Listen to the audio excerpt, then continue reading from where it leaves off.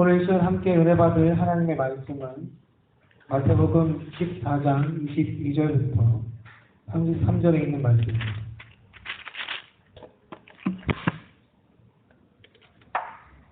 우리 편지했으면 한 목소리로 읽겠습니다. 즉시 예수님께서 자기 제자들을 강권하사 자기가 무리를 보내는 동안 배를 타고 자기보다 앞서 건너편으로 가게 하시고 무리를 보내신 뒤에 기도하러 따로 산에 올라가셨다가 저녁이 되매 거기 홀로 계시더라. 그러나 이제 배는 바다 한가운데 있었고 바람이 반대로 불므로 파도로 인하여 요동하더라. 밤 사경에 예수님께서 바다 위로 걸어서 그들에게 가시니 제자들이 그분께 바다 위로 걸어오시는 것을 보고 불안해하여 이르기를 영이다 하고 무서워서 소리 지르거늘 예수님께서 즉시 그들에게 말씀하여 이르시되 안심하라 나니 두려워하지 말라 하시니라. 베드로가 그분께 응답하여 이르되 주여 만일 주시거든 물 위로 주께 오라고 내게 명하소서 하니 그분께서 오라 하심에 베드로가 배에서 내려 예수님께 가려고 물 위로 걸어가되 바람이 사나운 것을 보고 두려워하다가 가라앉기 시작하며 소리질러 이르되 주여 나를 구원하소서 하니 예수님께서 즉시 손을 내미사 그를 붙잡으시며 그에게 이르시되 오 믿음이 적은 자여 어찌하여 의심하였느냐 하시니라. 그들이 배에 들어갈 때에 바람이 그치니 이에 배에 있던 자들이 와서 그분께 경배하며 이르되 진실로 주는 하나님의 아들이로소이다 하더라. 아멘. 말씀을 위해서 기도하도록 하겠습니다. 실로 은혜가 풍성하시고 거룩하신 하나님 아버지, 오늘 시간 주님의 말씀을 통해서 하나님의 뜻을 분별하고 또한 저희가 앞으로 나아갈 길들을 확인하고 또한 알기 위해서 주의 말씀 앞에 섰습니다. 아버지께서 저희들에게 깨닫는 마음을 주시고 학자의 길을 허락하여 주셔서 올바로 듣게 하여 주시므로 저희가 주의 말씀을 잘 분별하여 그 말씀 가운데서 각자에게 주신 하나님의 뜻과 계획을 깨달아 알 수 있도록 인도하여 주옵소서. 성령님께서 모든 진리 가운데로 저희를 인도하신다고 약속하셨으므로 사람의 생각과 편견과 환경과 어려움을 뛰어넘어 온전히 신선 하나님의 말씀만을 오늘 시간 깨닫게 하여 주옵소서. 말씀을 전하는 자도 하나님의 말씀을 올바로 전하게 하시고 듣는 자도 하나님의 말씀을 올바로 듣게 하여 주셔서 모두 은혜가 되게 하시며 하나님께는 영광이 될 수 있도록 성령님께서 인도하여 주옵소서. 전해진 말씀, 선포의 말씀이 빼앗기지 않도록 성령님께서 지켜 보호하여 주시며 이것이 백배의 결실을 각 사람의 심령 안에서 맺을 수 있도록 축복하여 주옵소서. 예수님의 이름으로 감사하며 기도했습니다. 우리는 지난 시간 베드로가 무리를 걷는 기적을 살펴보았습니다. 무리를 걷다가 빠져가는 원인을 살펴봤는데 그 원인 한 가지와 또한 원인으로 한 가지 의심과 베드로가 의심한 한 가지와 두 가지 잘못을 살펴보았습니다. 마태복음 8장 23절부터 27절에 기록된 대로 이미 베드로와 제자들은 예수님께서 폭풍우를 꾸짖어 잠잠케 하신 이적을 경험했습니다. 그러나 그 이적을 경험했을 때도 그랬지만 자신이 하나님으로 믿는 예수 그리스도께서 온 우주 만물을 복종시키고 다스리시고 우주를 초월하시는 하나님이라는 사실을 마음으로 믿지 않았습니다. 즉 베드로가 믿은 하나님의 능력은 그가 개인적으로 체험한 대로 깊은 곳에서 그물을 던져도 고기가 잡히는 이해할 수 없는 일을 나에게 역사하시는 정도이지 그분께서 모든 자연현상을 다스릴 수 있는 범위까지 미치지 못했습니다. 베드로는 하나님께서 무리를 걷게 하실 수 있음을 믿었지만 동시에 모든 창조 세계를 주관하시는 폭풍을 주관하시는 전능자이심을 의심했습니다. 그 결과 그는 바람이 사나운 것을 보고 두려워했습니다. 이것이 베드로가 한 의심 한 가지고 또한 베드로는 무리를 걷는 것을 방해할 폭풍우에 대해서 폭풍이 잠잠하게 되기를 주님께 구하지 않았기 때문에 끝까지 무리를 걷지 못했습니다. 이것이 베드로가 잘못한 것 한 가지입니다. 이것을 통해서 우리가 직면하고 있는 문제 이외에도 그것과 관련된 또 관련될 수 있는 모든 사항을 면밀히 생각해서 주님께 그 문제를 다스려 달라고 미리 간구해야 된다는 것을 살펴보았습니다. 베드로의 잘못 두 번째는 베드로는 무리를 걷고 나서야 폭풍의 위험성을 깨닫기 시작했습니다. 폭풍이 잠잠하게 되기를 미처 구하지 못했을지라도 지금 물 위를 걷고 있다는 놀라운 기적을 믿음의 디딤돌로 삼아 폭풍을 신경 쓰지 않고 앞으로 나가야 했습니다. 그러나 폭풍우를 보고 밀려든 두려움으로 인해 이미 있던 믿음도 사라져갔습니다. 두려움은 믿음을 부패시킵니다. 물에 첨벙 빠진 것이 아니라 물에 빠져 들어갔다는 성경 기록은 바로 두려움으로 인해 처음 믿음이 점점 사라져가는 그의 믿음 상태를 보여주는 것입니다. 여기까지가 우리가 지난 시간에 살펴봤던 베드로가 의심한 것 한 가지와 베드로가 잘못 행한 것 두 가지를 우리가 살펴보고 교훈을 얻은 내용들입니다. 오늘은 물 위로 죽게 오라고 내게 명하소서라는 제목으로 베드로의 행동에서 성도가 꼭 배워야 할 영적인 교훈, 유익한 것들을 이번 시간에 살펴보겠습니다. 저번 시간에는 잘못들을 통해서 교훈을 얻었지만 이번 시간에는 유익한 것을 통해서 교훈을 얻겠습니다. 물 위로 죽게 오라고 내게 명하소서. 자, 베드로의 의심과 두 가지 잘못들을 이미 살펴본 성도라면 베드로의 모든 행동이 잘못되었을 것이라고 생각할 것입니다. 그런데 과연 베드로의 행동에서 어떤 영적인 유익도 우리가 찾을 수 없는지 한번 면밀하게 생각해 보아야 할 필요가 있습니다. 많은 사람들이요, 내가 베드로였다면 폭풍을 신경 쓰지 않고 예수님만 바라보며 예수님 있는 곳까지 무리를 걸어갔을 것이라고 이야기하곤 합니다. 과연 그들의 말대로 그럴 수 있을까요? 제가 생각하기로는 절대 그렇지 않았을 것이라고 생각합니다. 사람들은 베드로가 가다가 물에 빠졌다는 것에만 초점을 맞추어 그의 믿음이 보잘것없다는 식으로 이야기합니다. 그러나 배에서 내려서 물에 빠지기까지 걸었던 얼마 안 되는 그 걸음의 여정이 얼마나 대단한 것인지 생각하지 못하기 때문에 쉽게 이야기할 수 있는 것이라고 생각합니다. 그런 말을 하는 사람들 중에서 베드로에게 닥쳤던 상황을 경험한 사람이 얼마나 있겠습니까? 한번 이런 가정을 해볼까요? 심각한 재정의 문제를 겪는 경영자를 한번 생각해 봅시다. 열심히 회사를 경영하는데도 그의 회사는 오랫동안 적재 상태입니다. 이때 할 수 있는 가장 상식적인 생각은 뭘까요? 바로 재정의 어려움이라는 폭풍 가운데서 자신과 자신의 가정이 살 수 있는 방법을 찾는 것일 겁니다. 누구에게 돈을 빌리지? 이것을 어떻게 감당하지? 사업을 그만 접어야 되나?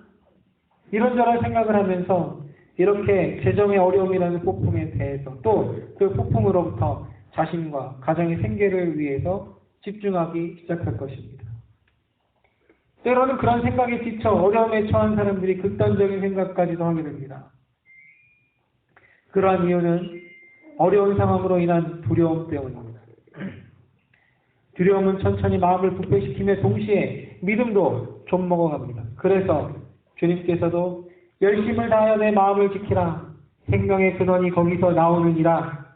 라고 믿음이 부패되지 않게 마음을 지키는 것이 얼마나 중요한지 강조하셨습니다. 사랑하는 성도 여러분, 두려움으로부터 마음을 지켜 믿음이 부패되지 않도록 지키시기를 바랍니다. 그런데요, 그 사람이 얻게 된 인생의 결과, 어떤 사람이 얻게 된 인생의 결과는 대부분 자신의 책임입니다. 그래서 결과만 놓고 무작정 위로하는 것도 옳지 않고 전심으로 기도하여 하나님께로부터 구원을 얻을 수 있다는 진리도 그 적용하는 데 있어서 죄의 문제나 개인의 책임 등 여러 가지를 해결하고 생각해야 되는 경우도 있기 때문에 결과만을 보고 단정적으로 확실한 해결책으로 제시할 수 없습니다. 그런데 어느 정도 신앙의 경험이 있는 사람들은 대부분 그러한 이야기를 들으면 내가 죽으면 죽으리다 라는 애써의 각오나 필사즉생의 좌우명을 이야기하면서 기도하며 노력하면 그 문제를 해결할 수 있다고 권면하면서 그러한 걱정을 하는 성도들을 오히려 믿음 없는 자로 단정 지어버리곤 합니다. 그런 말을 쉽게 하는 사람들은 진정으로 재정 파탄으로 인해 죽음의 냄새를 느껴본 사람이 아니라 적당한 어려움에 살짝 발을 담갔다가 뺀 사람이 대부분일 텐데 그런 사람일수록 자신을 쉽게 믿음의 용사들로 포장합니다. 정확히 그 사람이 겪은 고난, 그 이상을 경험한 사람만이 그런 영적인 권면을 할 수 있는 자격이 있습니다. 그런 경험 없이 어줍지 않게 함부로 권면하는 사람들은 교만의 죄를 저지르게 될 것이며 그러면 반드시 그의 죄가 그 사람을 찾아갈 것입니다. 어찌됐건 앞서 언급한 경영자의 사례로 잠깐 돌아가 보면 그가 겪은 심각한 재정의 문제는 해결될 기미가 여전히 보이지 않습니다. 그러나 그때 그 문제와 전혀 상관없는 영적 체험을 하게 됐다고 한번 봅시다. 그것은 마치 여전히 폭풍이 몰아칠 때에 그 성난 바다를 걸어오시는 주님을 보는 베드로의 경험과 비교할 수 있겠습니다. 그때 그 경영자는 어떤 생각을 할까요? 아마도 이런 생각할 것 같습니다. 아, 하나님께서 나를 위로하시려고 이런 작은 간증을 주셨구나.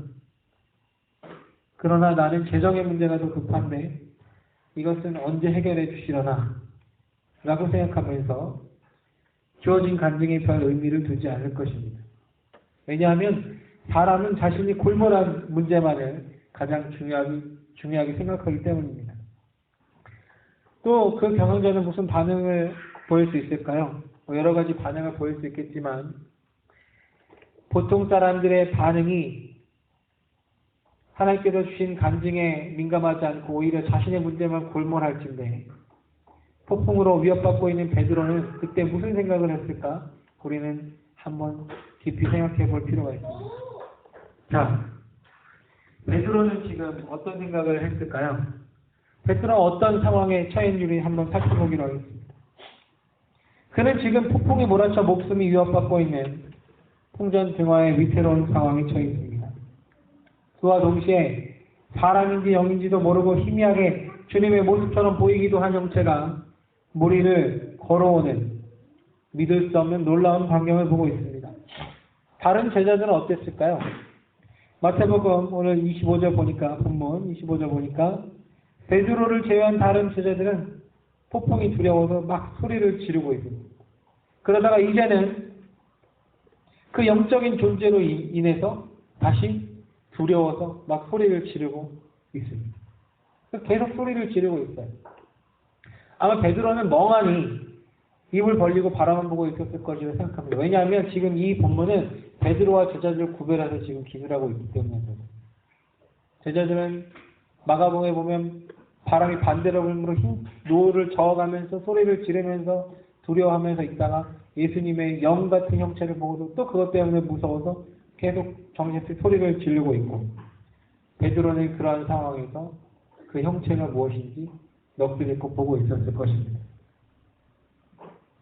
베드로는 지금 앞서 그 경영자와 같이 재정의 어려움과 영적인 간증, 그 경영자와 같이 베드로는 지금 서로 관련이 없어 보이는 폭풍이라는 문제와 영처럼 걸어오시는 주님을 보고 있다는 그런 영적인 체험을 두 가지를 동시에 지금 하고 있습니다.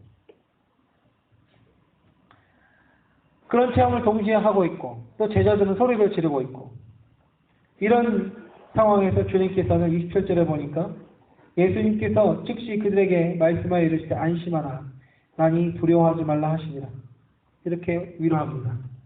이처럼 주님께서는 우리가 믿음의 끝까지 붙어 있을 수 있도록 우리가 서로 관련 없이 보이는 그런 상황을 동시에 겪고 있을 때에 평안을 주시고 위로를 주시는 분입니다.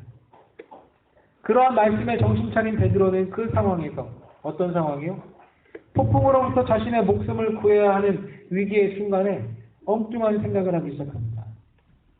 나도 무리를 걸을 수 있을까? 이러한 상황에서 무리를 걸어보겠다고 생각하는 자가 과연 있겠습니까? 그래서 베드로는 그런 생각을 했습니다. 생각해 보십시오. 지금 그는 무리를 걸어보려고 생각합니다. 사람이 무리를 걷는 것입니다. 있을 수도 없는 일이고 그것은 지금 생각할 필요도 없는 일입니다. 100번 양보해서 정 무리를 걸어보고 싶다는 생각을 했다 할지라도 그것은 폭풍 가운데서 목숨을 건진 이후에나 생각해 볼 일입니다. 더군다나 사람이 무리를 걷는 것 자체가 있을 수 없는 일이기 때문에 그런 일을 시도하려고 누가 생각할 수 있겠습니까? 배에 남아있던 다른 제자들은 폭풍으로 자신의 목숨이 위태하게 된 상황에만 신경을 쓰고 다 겁에 질려 있었습니다. 그들은 자신의 목숨을 구하려는 생각만을 했었을 것입니다. 그런데 베드로는 그것과는 상관없이 그것을 상관하지 않고 오히려 무리를 걸어보겠다는 생각을 했으니 엉뚱한 것도 정도가 있지. 왜 이런 생각은 어이없고 어처구니 없는 반응입니다. 자, 세 번째로 그러면 우리가 왜 베드로가 그런 엉뚱한 생각을 했을까? 한번 알아봐야 되겠죠. 그럼 그의 생각이 과연 어이없는 행동인가라는 것도 한번 생각해 볼 필요가 있습니다. 아마 제가 오래 살지 않았지만 설교를 들어보면서 베드로가 이런 엉뚱한 생각을 한 것에 대해서 초점을 맞추어서 말씀을 들은 적은 별로 없었던 것 같아요. 그러고 보니까 이것을 생각해서 설교를 하는 제가 엉뚱해 보이기도 하지만 한번 생각해 볼 필요가 있습니다. 오늘 마태복음 14장의 그 22절부터 33절까지의 그 동일한 내용을 마가복음에서도 기록하고 있는데 마가복음 6장 48절을 보면 마태복음이 없는 내용이 나옵니다. 바람이 그들에게 반대로 불므로 그들이 힘겹게 노를 젓는 것을 보시고 밤 4경쯤에 바다 위로 걸어서 그에게 오사 그들을 지나쳐 가려고 하시거든요. 지금 우리는 베드로가 왜 이런 엉뚱한 생각을 하게 되는지 한번 성경을 통해서 살펴보려고 합니다. 마가복음에 보니까 주님께서 그들을 지나쳐 가려고 하신다고 기록되어 있습니다. 냉이 두려워하지 말라라고 이야기하는 것을 보면서 동시에 베드로는 그러면 주님께서 지나쳐 가시려고 하는 것을 보았습니다. 이상하네. 주님께서 우리를 보고도 지나치시려고 하네. 우리가 죽게 생겼는데 밤새도록 바람을 맞서서 거꾸로 노를 저어가며 고생하다 이제 진이 다 빠져서 폭풍에 휩쓸려 죽게 됐는데 주님께서 그냥 지나치시게 하네. 어떡하지? 예전에 마태복음 8장에서 주님께서 배에서 누워서 주무시고 계실 때는 제자들이 우리가 죽게 생겼다고 막 깨웠어요. 지금은요, 주님을 부르지도 못하고, 왜? 주님인지도 모르니까. 영인 것 같이 보이니까. 주님을 부르지도 못하고, 이렇게도 저렇게도 못하는 상황에 있습니다. 베드로 역시 그렇게 생각했을 것입니다. 어떡하지? 베드로는 이내 생각했을 것입니다. 폭풍우를 그쳐 기다리보다 주님이 무리를 걸어오시니 나도 무리를 걸어 그분께 가는 것이 안전한 것이 아닐까? 그분께서 그것을 하라고 명하시면 나도 능히 그것을 분명히 할 수 있을 거야. 그러니까 지금 이 폭풍과 몰아치는 앞으로 나아가지 않는 배에서 힘들게 노를 젓고 있는 것보다 오히려 주님께서 서 계신 그곳 거기에도 안전할 거야. 무리를 걷는 것이 말도 안 되는 것처럼 보이지만 주님께서 물 위로 죽게 오라고 내게 명하시면 나는 그것을 갈 수 있을 거야 라고 생각한 것은 아닐까요?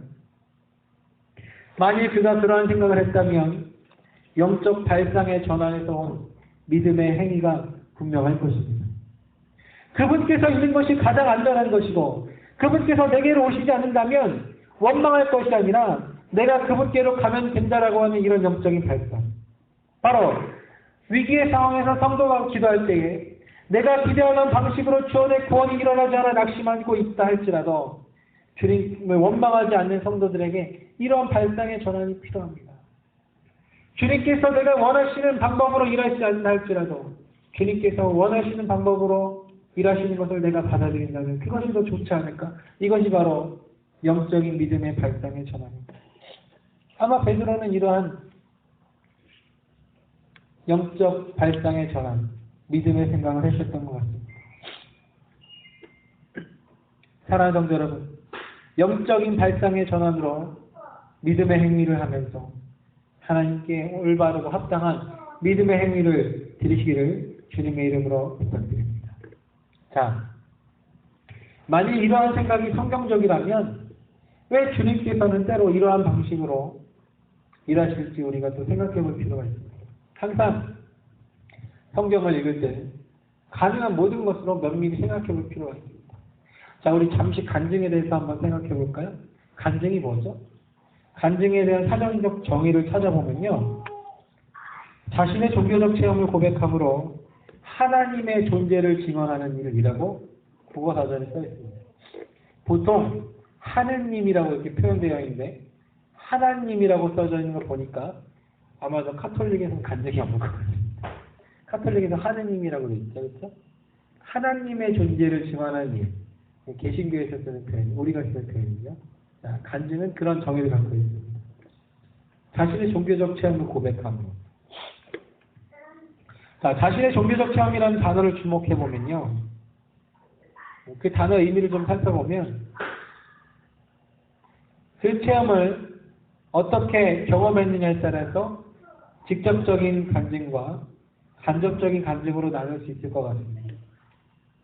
간접적인 간증이 타인에게 일하신 하나님의 역사를 경험하는 것이라면, 직접적인 간증은 나에게 일하신 또는 나와 관련된 일에서 하나님의 역사를 경험하는 것이 될 것입니다.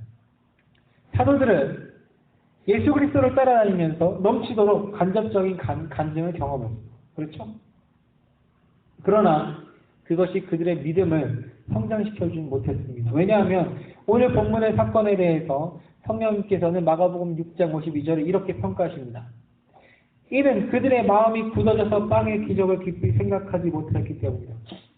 이 폭풍의 사건을 경험하기 바로 이전에 뭐예요? 오병이어의 사건을 경험했어요. 간접적인 간증을 경험했다는 것이에요. 그런데도 그것이 그들의 믿음을 성장시켜주지 못했어요. 베드로는 어땠을까요? 베드로의 경우는 직접적인 간증이 확실한 게 두 가지가 있었어요. 뭐가 있었냐면, 여러분이 잘 아신 대로 깊은 곳에 가서 그물을 던져라 그래서 던졌어요. 그럴 때 엄청나게 많은 고기가 잡혔고, 두 번째로 누가복음에 보니까 자신의 장모의 열병이 떠나간, 고쳐진 그러한 병고침의 간증을 받았습니다. 이것을 직접적인 간증으로 볼 수 있어요. 그러나 이러한 간증도 자신과 관련된 간증이지 자기 안에 이루어진 간증은 아니에요. 맞습니까? 자기랑 관련된 간증은 맞아요. 그러나 자기 안에 이루어진 간증은 아니에요. 이러한 간증들도, 자기와 관련된 간증들도 귀중하지만 시간의 지남에 따라서 기억이 희미해지고 그것을 체험했을 때의 감정이 약해지기 때문에 항상 그것에 대한 체험을 동일한 강도로 여전히 경험할 수 없습니다. 그런데요, 만약에 자기 안에 있는 직접적인 체험, 예를 들면 마귀로부터 자유하게 되었다면, 또는 내가 갖고 있는 각종 질병들로부터 고침을 받았다면, 또는 성령님께서 이전에 주셨던 은사들을 지금도 동일하게 여전히 받아 누리고 있다면, 이러한 내적인 체험들, 이런 것이 있다면 그런 경험은 늘 자신 안에 있기 때문에 누구도 그것을 빼앗아 갈 수 없을 뿐만 아니라 시간이 지나도 그때의 기억들은 선명할 것입니다. 간접적인 간증보다 직접적인 간증. 직접적인 간증 중에서도 자신과 관련된 간증이 아니라 자신 안에 있는 내적인 간증. 이것이 중요할 것입니다. 근데 베드로는 자신 안에 있는 내적인 간증은 없었습니다.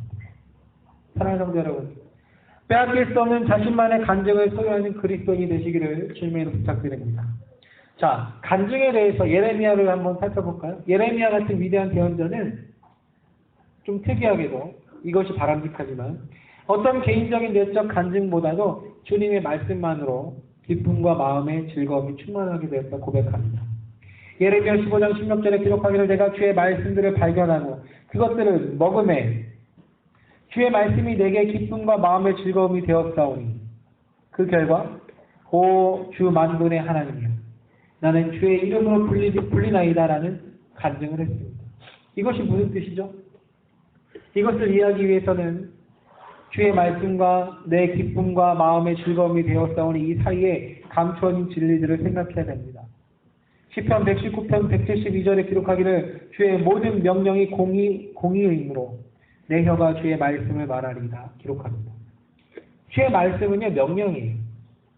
그리고 환난은 인내는 체험을 소망을 이루는 줄 우리가 아는 바와 같이 명령을 지키는 자들에게는 기대하던 결말을 너희에게 주자는 것이라 주가 말하노라라는 약속을 하셨기 때문에 비록 환난 가운데 있지만 기대하던 결말, 즉 소망하는 결말이 주어질 것이기에 주의 말씀인 주의 명령을 지키는 것이 결국에는 내게 기쁨과 마음의 즐거움이 된다는 의미입니다.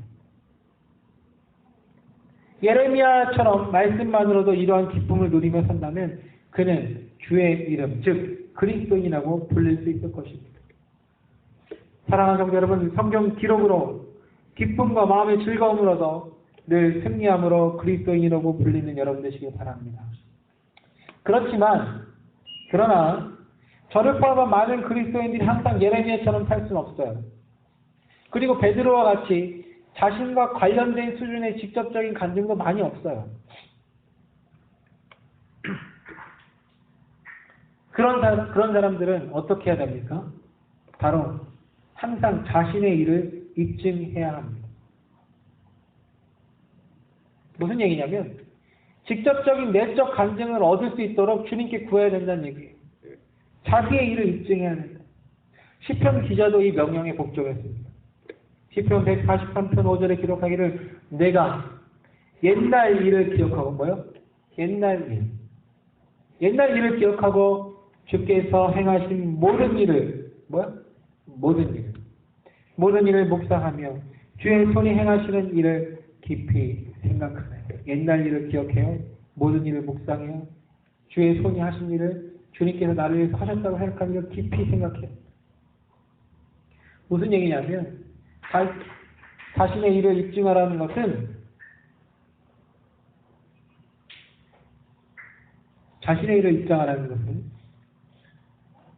바로 내 안에 있는 간증을 입증하는 것입니다. 바로 성도라면 아브라함의 하나님과 이삭과 야곱의 하나님이 아닌 또는 아무개 목사님이나 아무개 장로님이나 아무개 권사님이 아닌 나의 하나님으로 부를 수 있는 자신만의 간증을 소유해야 합니다. 갈라디아서 6장 4절에 기록하기를 오직 각 사람은 자기 일을 입증할지니라. His own work. 자기 일을 입증하라는 거예요. 그러면 그는 다른 사람이 아니라 자기 안에서만 기쁨을 누리리니 이렇게 기록하고 있습니다. His own work. 여기 own이라는 단어는요. 소유를 의미한 of라는 단어랑 의미가 비슷하지만 자신과의 관련성을 강조한 단어예요. 그래서 이 단어를 고려해서 문맥을 고려해서 해석해보면 여기서 자신의 일이란 어떤 외적인 일이 아니라 바로 그 사람의 내적인 체험과 관련된 일을 의미합니다. 성경 기록에 나타나진 않아요. 그렇지만 생각해보면 아마도 베드로는 물 위를 걷는 경험이 오직 목숨을 구원할 방법뿐만 아니라 자신만의 간증을 얻을 수 있는 기회라고 생각했음이 분명합니다. 이해가 되세요? 자신과 관련된 간증을 넘어서 내 안에 나만이 갖을 수 있는 직접적인 간증을 얻을 수 있는 기회, 바로 그것이 폭풍과 해결되는 것에 비하면 어쩌면 나의 목숨과는 직접적인 상관이 없는 예수님께서 무리를 걸어오신 영적인 체험인데도 불구하고 발상의 전환으로 그것을 보면 나에게만 주어지는 믿음의 간증을 얻을 수 있는 유일한 기회라고 생각할 수 있었을 것입니다. 만일 그가 이렇게 생각했다면 주여 만일 주시거든 무리로 죽게 오라고 내게 명하소서라는 이러한 간구는 매우 합리적일 뿐만 아니라 믿음의 행임이 틀림없습니다. 그러니까 엉뚱한 생각이 아니라는 거죠. 그렇게 주님께 요구했습니다. 그 결과 어떻게 됐어요? 그는 무리를 걸었습니다. 사랑하는 성도 여러분, 자신만의 간증을 얻을 수 있는 기회를 쟁취하시기를 바랍니다. 자, 네 번째로 이제 영적 발상의 전환으로 자신만의 간증을 얻었어요. 베드로가. 그렇죠? 주께 간구함과 그 명령대로 실천한 그의 믿음의 행위는 성도들에게 어떤 유익을 주는지 한번 살펴볼 필요가 있습니다. 여러분, 폭풍이 언제 그쳤어요? 마가복음 6장 51절의 기록 보니까 주께서 배에 오르시자 바람이 그쳤고 기록되어 있습니다. 더 놀라운 일은 배는 곧 그들이 가려던 못에 이르렀더라 그렇게 되어 있어요. immediately 이렇게 되어 있습니다. immediately의 이런 단어의 직접적인 뜻은 즉시라는 뜻, 즉시. 즉시는 뭐죠? 이것하고 바로죠. 그렇죠? 그런데 배에 오르시자 바람이 그쳤고 즉시 그들이 가려던 못에 이르렀더라 이 말을 즉시라는 표현을 쓰면 어떤 느낌이 듭니까? 예수님께 바다 한가운데 있어요. 지금 그들이. 예수님께서 배 위로 걸어 딱 올라가는 즉시 폭풍이 그쳤고 즉시 어떻게 돼요? 못으로 갔다면 바다 한가운데에서 어떻게 돼요? 못으로 순간이동한 것 같죠. 그 즉시라는 단어를 안 쓰고 곧이라는 표현을 썼어요. 근데 이렇게 쓰면 성경이 성경을 해석하는 것을 우리가 찾을 수가 없습니다. immediately라는 단어를 쓴 것은 다 즉시라고 번역을 하는 건 좋을 것 같습니다. 어찌됐건 폭풍이 그치고 동시에 목적지에 도착하신 것은 언제 일어나는 거예요? 주님께서 배에 오르시고 일어난 거예요. 이거 바꿔 생각하면 폭풍이 그치고 배가 못에 도착한 것은 주님께서 정하신 일이라는 거예요. 왜요? 이거 왜 그랬죠? 우리가 이미 예전에 밤다경에라는 설교를 통해 살펴봤죠. 이 일을 주님께서 왜 계획하셨어요? 이 모든 일이 주님께서 제자들의 믿음을 성장시키기 위한 시험의 일환으로 계획하신 일이 틀림이 없습니다. 주님께서 어떤 분이세요? 호세아서에 보니까 찢기도 하고 싸매시기도 하시는 분입니다. 그러나 애석하게도 그 시험을 통과한 사람은 누구예요? 베드로 한 명뿐입니다. 만일 베드로가 다른 제자들처럼 주님이 배에 올라 구원해 주시기만 기다렸다면 잠시나마 무리를 걸은 경험은 하지 못했을 것입니다. 그러나 그는 영적 발상의 전환으로 믿음의 행위를 했기 때문에 그는 12제자 가운데 6,000년 창조 역사에서 무리를 거는 유일한 인간이 될 수 있었습니다. 이 베드로의 이 간증의 수준은요, 에녹의 수준과 같아요. 인류 역사상 죽음을 보지 않고 들려 올라간 사람이 몇 있었습니다. 에녹과 누구예요? 엘리야가 있었죠. 에녹은 구원받은 휴거 성도, 교회 성도들을 예표하기 때문에 다시 죽지 않을 거고, 엘리야는 내려서 계시록에 보면 11장에 다시 죽을 것입니다. 에녹과 같은 그러한 경험을 했어요. 엘리야와 같은 그런 수준의 간증을 했다는 것이에요. 누가요?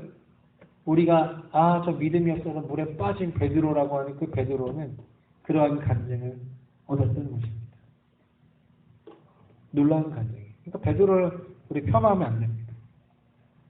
성도는 저마다 자신의 간증을 지니고 살아가는데 베드로와 같은 그런 간증을 얻는다면 얼마나 영광스러운 경험일 것이며 또 일생 동안 그것이 자신의 믿음을 유지하고 지탱하는 귀한 간증이 될 것입니까? 여러분, 위기와 그 위기의 해결 사이에 무슨 일을 경험할지는 전적으로 자신의 선택에 달려있습니다. 다시 말씀드리면 폭풍우가 그치는 그 순간에 베드로가 무리를 걸었던 것과 같이 위기와 위기의 해결의 그 순간에 무슨 일을 경험하게 될지, 믿음을 증대시키는 경험을 하게 될지, 믿음을 잃게 되는 간증을 하게 될지는 전적으로 자신의 경험에 달려 있습니다. 그것을 위해서 뭘 해야 될까요? 바로 영적인 발상의 전환이 필요합니다.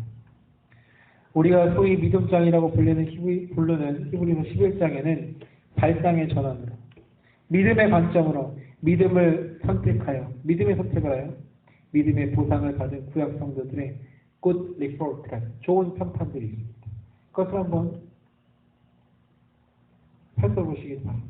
사랑하는 성도들, 우리에게 주어진, 그리고 지금 겪고 있는, 앞으로 겪을 위기와 그 그 위기의 해결, 그 사이에서 믿음의 행위, 영적인 발상의 전환을 통해 믿음의 행위를 선택하시기를 주님으로 부탁합니다. 오늘의 말씀의 결론이에요. 베드로는 위기 상황에서도 영적인 발상의 전환을 통해서 주께서 명하시면 내가 무리를 걸을 수 있을 것이다 라는 단순하고 어쩌면 무식한 믿음으로 무리를 걸었습니다.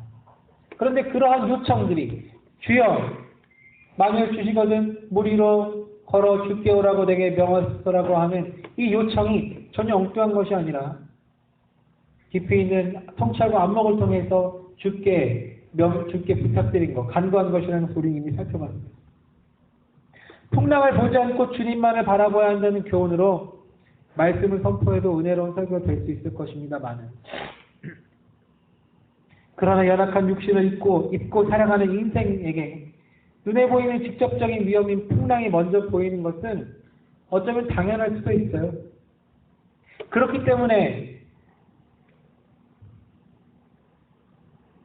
베드로가 의심하여 물에 빠진 사실보다는 그가 무리를 걸었다는 사실이 더욱 중요할 수 있습니다. 베드로는 믿음으로도 얼마 걷지 못했지만 그 몇 발자국이 6,000년 창조 역사를 통틀어 사람에게 있을 수 없는 위대한 개인의 신앙의 간증이 되었다는 것에 우리는 주목해야 될 것입니다. 예수님을 부인했다고 베드로를 폄하한 사람들이 있습니다. 그런 사람 잘 들으십시오. 자신은 그의 상황에서 무리를 걸을 생각이나 했을지 할 수 있었을지 정직하게 돌아봐야 됩니다. 베드로가 예수님을 부인한 사건에서 얻을 수 있는 교훈은 인간이 얼마나 쉽게 타락하며 인간이 얼마나 쉽게 주님을 떠날 수 있는지에 대한 하나의 예일 뿐이지 베드로가 근본적으로 못해서 그런 건 아니에요. 모든 제자들이 예수님을 버리고 다 도망갔을 때도 그는 예수님을 따라갔어요. 베드로는 그만큼 용기 있게 주님을 뜨겁게 사랑하는 사람이었고 오늘도 역시 영적인 발상의 전환으로 믿음의 행위를 해서 무리를 걷는 위대한 놀라운 감정을 쟁취한 사람입니다. 오늘 이 말씀을 듣는 성도들은 어떤 결단을 해야 됩니까? 베드로의 입장에서 몇 발자국 걸어보려고도 해야 되지 않을 것입니까? 베드로처럼 몇 발자국이라도 걸어보려고 주님께 간구해야 되지 않겠습니까? 그러면 그것이 자신의 간증이 될 것이며 주님께서는 그것을 기뻐하실 것입니다. 주께서 명하시면 내가 걸을 수 있나이다 라는 믿음을 가지고 내게 오라고 명하십시오. 주여 내게 오라고만 명하십시오라고 명령하면 내 능력으로 걸어가는 것이 아니라 하나님이신 주님께서 나를 오라고 했으니까 내가 당연히 갈 수 있는 건 아닙니까? 라고 주님께 간구하면서 기도합니다. 주님, 제가 이런저런 어려움의 부품 가운데 있을 때에 주께서 나를 만나주시려고 주께로 오라고 하신다면 내가 주님께로 갈 수 있습니다. 그러니 주님, 나를 불러주옵소서라고 우리는 기도해야 될 것입니다. 이렇게 기도하는 자는 반드시 무리를 걸어가 주님의 손을 붙잡을 수 있을 것입니다. 여러분, 잠시 걷다가 물에 빠지면 어떻습니까? 무리를 걸었다는 그 사실이 중요한 것입니다. 사랑하는 성도 여러분, 폭풍에 요동하는 바다, 그 불안정한 위기 상황을 믿음으로 딛고 걸어가므로 누구에게도 빼앗기지 못하고 누구도 얻을 수 없는 자신만의 귀한 감정을 소유하는 여러분 되시기를 주님의 이름으로 부탁드립니다. 기도하겠습니다.